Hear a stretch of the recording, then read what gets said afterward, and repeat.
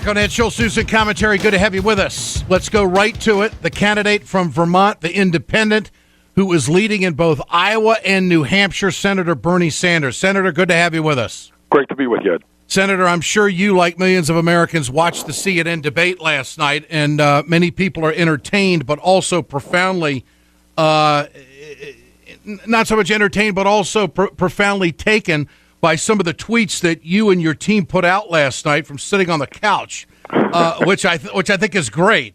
The first one that caught our attention was about poverty, and it reads, "Have you heard anyone use the word poverty yet? 47.7 million Americans living in poverty, no discussion." The next one, waiting. Will we hear anything about racial justice, income inequality, or making college affordable? Did the Republicans miss the mark last night, Senator? I really think they did. Look, it goes without saying that my views are very different than theirs.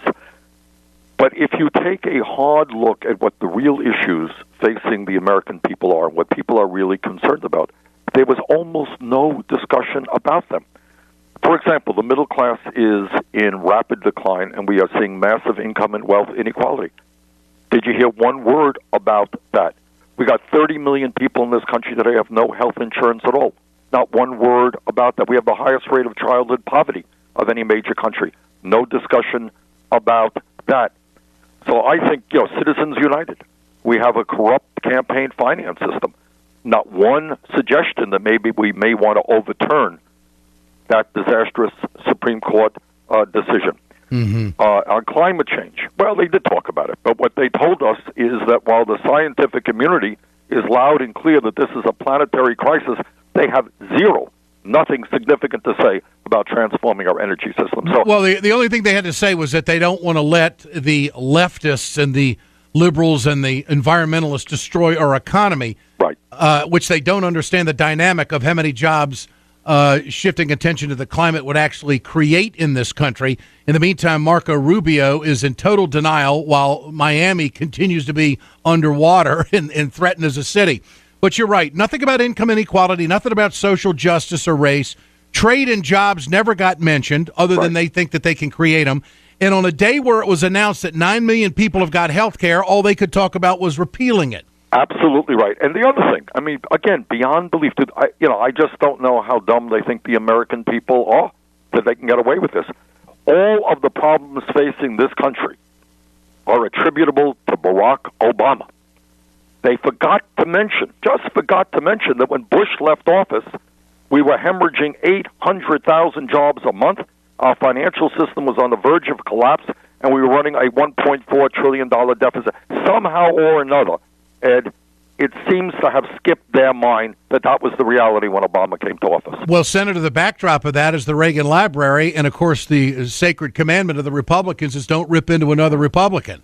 And I think that had a lot to do with it. In fact, Huckabee was just absolutely just showering comments over how wonderful the whole crew was last night. The fact is that they're out of touch. They can't go to war fast enough. Now, I want to ask you a direct question.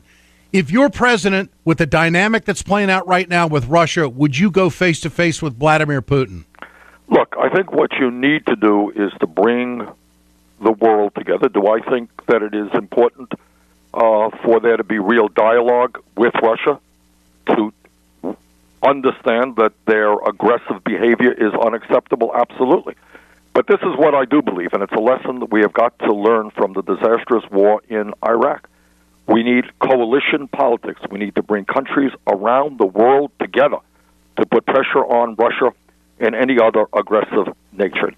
But as I have said many, many times, Ed, war should be the last resort of a major and great country like ours, not the first response.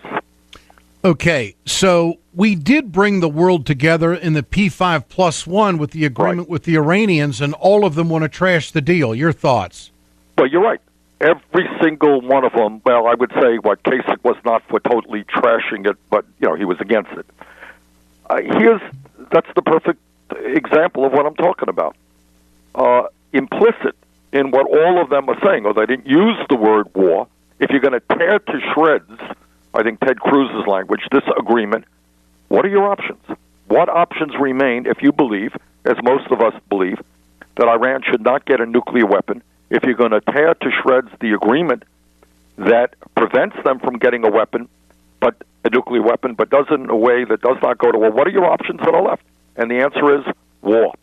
And I cannot believe, and I think it is enormously troubling, that after the disastrous war in Iraq, that these guys still see war as the only approach to solving international problems. And that is just a very dangerous attitude. So how would you capsulize the debate? An out-of-touch night for America? I think really, number one, if you sit down and you ask the American people what the issues are of most concern to them, these guys, by and large, did not talk about them. And when they did talk about them, they were way out of touch. For example, immigration is an important issue. Happens that most Americans think in one way or another there should be a path toward citizenship for the 11 million undocumented people. Not these guys, not one of them up there on the stage. Senator, from maybe a comical perspective, did you find yourself talking to the TV last night? I tell you what, I honestly found. I was watching this thing and I was tweeting for 2.5 hours, and I was feeling more and more drained. The energy, I was trying to pay attention. It did not make a whole lot of sense to me. The energy was just flowing out of my body. I was exhausted. And finally, I gave up. At the end of 2.5 hours, I said, this is it. I'm out of here. It was not, it's one thing to have disagreements with people. And that's called democracy. Yeah. But these guys are so out of touch, I think, with where the American people are coming from that it was really painful to watch. Okay, you say social justice. I want to say race relations. They act as if there's no issues here whatsoever. Did you hear one word of that last night? No, I didn't. And I think that has been one of the most prominent stories that's out there. Nothing about Black Lives Matter. Not that that's the driving force, but it is a big story, but also just the underpinning and the foundation of the crumbling of society that we've seen, such things that have happened with police shootings and what unfolded in Ferguson. It's almost like it was just swifted under the table as not a pressing question. Nothing about education of what we really need to do to make America great again, so to speak, Mr. Trump.